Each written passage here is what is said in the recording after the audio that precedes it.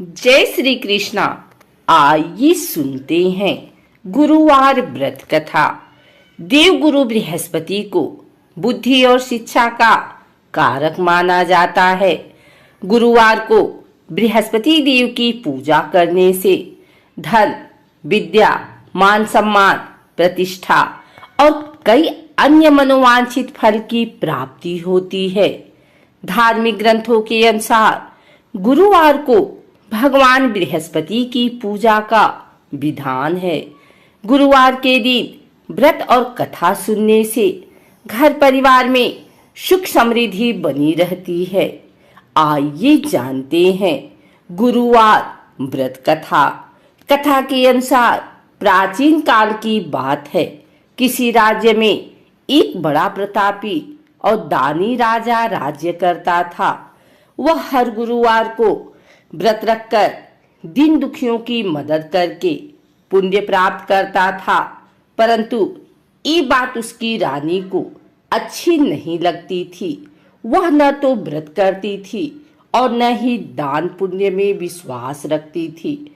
इतना ही नहीं, वह राजा को भी ऐसा करने से मना करती थी। एक समय की बात है, राजा शिकार खेलने के लिए बन गए। घर पर रानी और दासी थी। उसी समय गुरु बृहस्पति देव साधु का रूप धारण कर राजा के दरवाजे पर भिक्षा मांगने आए। साधु ने जब रानी से भिक्षा मांगी तो वह कहने लगी, हे साधु महाराज, मैं इस दान और पुण्य से तंग आ गई हूँ। आप कोई ऐसा उपाय बताएं जिससे कि सारा धन नष्ट हो जाए और मैं आराम से रह सकूं।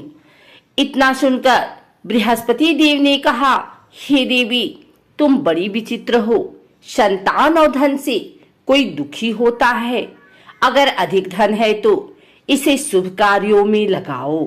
कुंवारी कन्याओं का विवाह कराओ।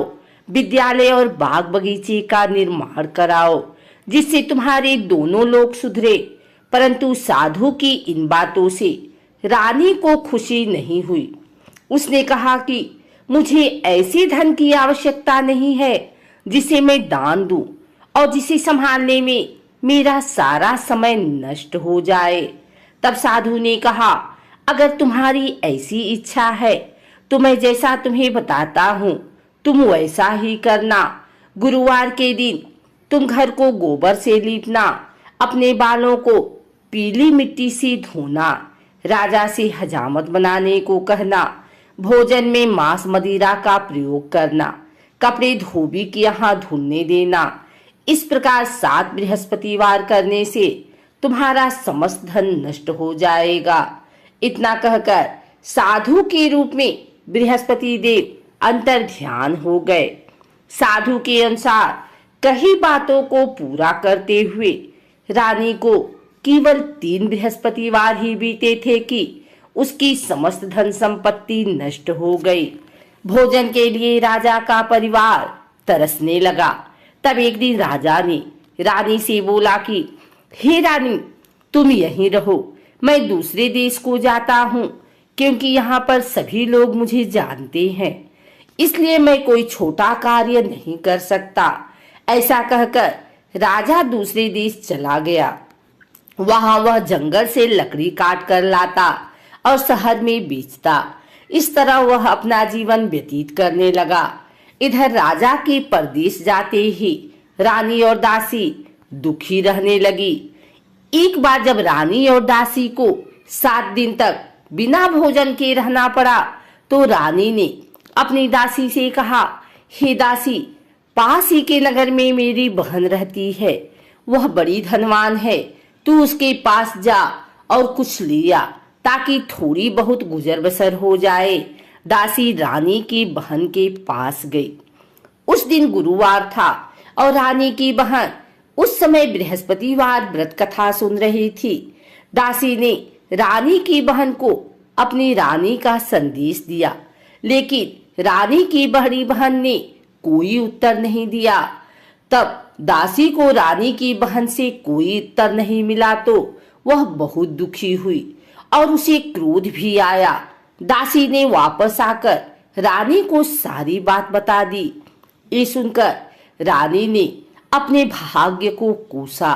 उधर रानी की बहन ने सोचा कि मेरी बहन की दासी आई थी, परंतु मैं उससे नहीं बोली, इससे वह बहुत दुखी हुई होगी। कथा सुनकर और पूजा समाप्त करके वह अपनी बहन के घर आई और कहने लगी, हे बहन, मैं बृहस्पतिवार का व्रत कर रही थी, तुम्हारी दासी मेरे घर आई थी, परंतु जब तक कथा होती है तब तक न तो उठते हैं और न ही बोलते हैं, इसलिए मैं नहीं बोली। बताओ दासी क्यों आई थी? रानी बोली, बहन तुमसे क्या छिपाऊं, हमारे घर में खाने तक को अनाज नहीं है। ऐसा कहते कहते रानी की आंखें भर आई। उसने दासी समेत पिछले 7 दिनों से भूखे रहने की पूरी बात अपनी बहन को बता दी।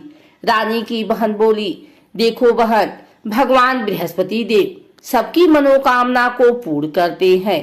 देखो शायद तुम्हारे घर में अनाज रखा हो। पहले तो रानी को विश्वास नहीं हुआ, पर बहन के आग्रह करने पर उसने अपनी दासी को अंदर भेजा तो उसे सचमुच अनाज से भरा एक घड़ा मिल गया। ये देखकर दासी को बड़ी हैरानी हुई। दासी रानी से कहने लगी, हे रानी, जब हमको भोजन नहीं मिलता तो हम व्रत ही तो करते हैं, इसलिए क्यों न इनसे व्रत और कथा की विधि पूछ ली जाए ताकि हम भी व्रत कर सकें। तब रानी ने अपनी बहन से बृहस्पतिवार के व्रत के बारे में पूछा। उसकी बहन ने बताया, बृहस्पतिवार के व्रत में चने की दाल और मुनक्का केले की जड़ में अर्पित करें तथा दीपक जलाएं, व्रत कथा सुने और पीला भोजन ही करें। इससे बृहस्पति देव और भगवान विष्णु प्रसन्न होते हैं। व्रत और पूजा की विधि बताकर रानी की बहन अपने घर को लौट आई। 7 दिन के बाद जब गुरुवार आया तो रानी और दासी ने व्रत रखा। वह घुड़साल में जाकर चना और गुड़ लेकर आई, फिर उससे केले की जड़ तथा विष्णु भगवान की पूजा की। अब पीला भोजन की चिंता लेकर दोनों बहुत दुखी हुई। चूंकि उन्होंने व्रत रखा था, इसलिए बृहस्पति देव उनसे प्रसन्न थे। वह एक साधारण व्यक्ति का रूप धारण कर 2 थालों में पीला भोजन दासी को दी गए। भोजन पाकर दासी प्रसन्न हुई और फिर रानी के साथ मिलकर भोजन ग्रहण किया। उसके बाद वह सभी गुरुवार को व्रत और पूजा करने लगी। बृहस्पति देव की कृपा से उनके पास फिर से धन संपत्ति आ गई, परंतु रानी फिर से पहले की तरह आलस्य करने लगी।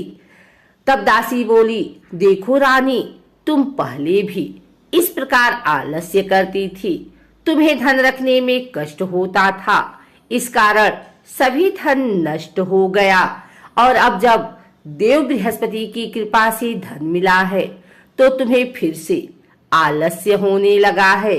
रानी को समझाते हुए दासी कहती है कि बड़ी मुसीबतों के बाद हमने ये धन पाया है, इसलिए हमें दान पुण्य करना चाहिए, भूखों को भोजन कराना चाहिए और धन को शुभ कार्यों में खर्च करना चाहिए।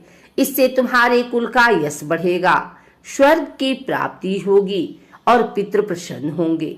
दासी की बात मानकर रानी अपना धन शुभ कार्यों में खर्च करने लगी।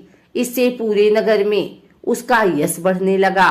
बृहस्पतिवार व्रत कथा के बाद श्रद्धा के साथ आरती करनी चाहिए। इसके बाद प्रसाद बांटकर उसे ग्रहण करना चाहिए।